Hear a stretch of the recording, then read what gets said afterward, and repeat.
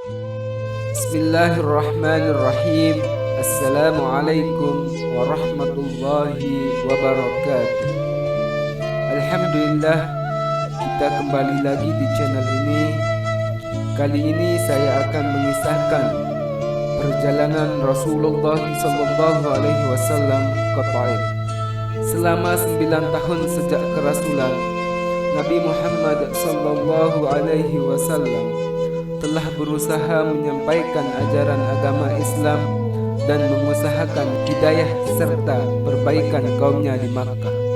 Namun sangat sedikit yang menerima ajakan beliau, kecuali orang-orang yang telah awal masuk Islam selain mereka.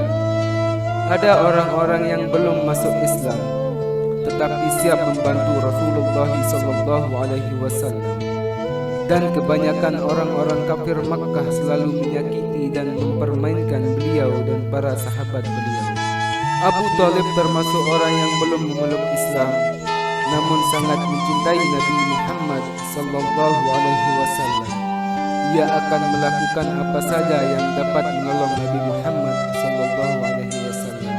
Pada tanggal 10 kenabian, ketika Abu Thalib meninggal dunia, kaum kufar semakin berkesempatan untuk mencegah perkembangan Islam dan menyakiti kaum muslimin. Rasulullah SAW pun pergi ke Taif, dan di sana ada suatu kabilah bernama Tasakif yang sangat banyak anggotanya. Beliau berpendapat jika mereka memeluk Islam, kaum muslimin akan terbebas dari siksaan orang-orang kafir tersebut dan akan menjadikan kota itu sebagai pusat penyebaran Islam. Setibanya di Taif, Nabi SAW langsung menemui 3 orang tokoh masyarakat dan berbicara dengan mereka, mengajak mereka kepada agama Allah dan mengajak mereka agar membantu Rasulullah SAW. Namun mereka bukan saja menolak, bahkan sebagai bangsa Arab yang terkenal dengan adatnya yang sangat menghormati, itu pun tidak dapat mereka lakukan. Bahkan mereka menjawab dengan terang-terangan dan menerima beliau dengan sikap yang sangat buruk. Mereka menunjukkan perasaan tidak suka dengan kedatangan Nabi SAW. Pada mulanya beliau berharap agar kedatangan beliau kepada tokoh masyarakat itu akan disambut dengan baik dan sopan.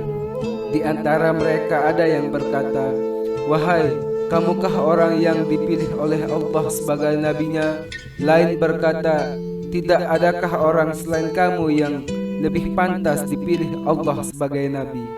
Yang ketiga berkata, "Aku tidak mau berbicara denganmu, sebab jika kamu memang seorang nabi seperti pengakuanmu, lalu aku menolakmu. Tentu itu tidak akan mendatangkan bencana, dan jika kamu berbohong, aku tidak ingin berbicara dengan orang seperti itu." Selain itu, dengan perasaan kecewa terhadap mereka, Nabi Muhammad SAW berharap dapat berbicara dengan orang-orang selain mereka. Inilah sifat Nabi Muhammad SAW yang selalu bersungguh-sungguh teguh pendirian dan tidak mudah putus asa. Ternyata tidak seorang pun di antara mereka yang bersedia menerima beliau. Bahkan mereka membentak beliau dengan berkata, "Keluarlah kamu dari kampung ini, pergilah kemana saja yang kamu sukai." Ketika Nabi Muhammad SAW sudah tidak dapat mengharapkan mereka dan bersiap-siap akan meninggalkan mereka, mereka menyuruh anak-anak kota tersebut mengikuti Nabi Muhammad SAW, lalu mengganggu, mencaci, serta melempari dengan batu, sehingga sandal beliau berlumuran darah. Dalam keadaan seperti inilah Nabi SAW meninggalkan Taif. Ketika beliau menjumpai sebuah tempat dianggap aman dari kejahatan mereka, beliau berdoa kepada Allah, "Ya Allah, kepadamulah kuadukan lemahnya kekuatanku, kurangnya upayaku, dan kehinaanku dalam pandangan manusia. Wahai yang Maha Rahim dari sekalian Rahimin, Engkaulah Tuhanku. Kepada siapakah Engkau serahkan diriku? Kepada orang asing yang akan memandangku dengan muka masam, atau kepada musuh yang engkau berikan segala urusanku. Tidak keberatan bagiku asalkan engkau tidak marah kepadaku. Lindunganmu sudah cukup bagiku. Aku berlindung kepadamu dengan nur wajahmu yang menyinari segala kegelapan, dan dengannya menjadi baik dunia dan akhirat. Dari turunnya murkamu di dunia dan akhirat, dari turunnya murkamu kepadaku, atau turunnya ketidakridhoanmu kepadaku. Jauhkanlah murkamu hingga aku ridho. Tiada daya dan upaya melainkan denganmu. Allah Subhanahu wa ta'ala, penguasa seluruh alam, pun memperlihatkan keperkasaannya. Demikianlah sedih doa Nabi Muhammad sallallahu alaihi wasallam, sehingga Jibril alaihi salam datang untuk memberi salam kepada beliau dan berkata, Allah mendengar perbincanganmu dengan kaummu, dan Allah pun mendengar jawaban mereka, dan Dia mengutus kepadamu malaikat penjaga gunung agar siap melaksanakan apapun perintahmu kepadanya.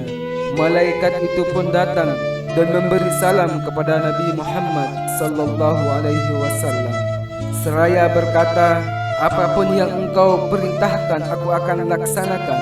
Bila engkau suka, akan kubenturkan kedua gunung di samping kota ini, sehingga siapa saja yang tinggal di antara keduanya akan hancur binasa. Jika tidak, apapun hukuman yang engkau inginkan, aku siap melaksanakannya. Rasulullah sallallahu alaihi wasallam yang bersifat pengasih dan mulia ini menjawab, aku hanya berharap kepada Allah, seandainya saat ini mereka tidak menerima Islam, semoga kelak keturunan mereka akan menjadi orang-orang beribadah kepada Allah. Pelajaran dari kisah Nabi Muhammad ke Taif. Demikianlah akhlak seorang Nabi yang paling mulia, ketika mengaku bahwa diri kita adalah pengikutnya. Namun jika kita mendapat sedikit kesulitan, kita akan mencela atau bahkan membalas dendam. Kezaliman dibalas dengan kezaliman. Demikianlah perilaku kita saat ini. Padahal seharusnya dengan pengakuan tersebut, segala tingkah laku kita haruslah mengikuti beliau. Rasulullah sallallahu alaihi wasallam sendiri jika mengalami kesulitan ataupun penderitaan yang pedih dari orang lain, beliau tidak pernah membalas keburukan dengan doa keburukan, dan tidak pernah berkeinginan untuk membalas dendam. Demikianlah dari kisah seorang nabi yang mulia membalas kejahatan dengan kebaikan. Sekian, semoga dengan kisah ini kita dapat banyak pelajaran dari seorang nabi yang mulia, Nabi Muhammad sallallahu alaihi wasallam. Cukup sampai di sini. Semoga bermanfaat. Jangan lupa like, comment, and subscribe. Assalamualaikum warahmatullahi wabarakatuh.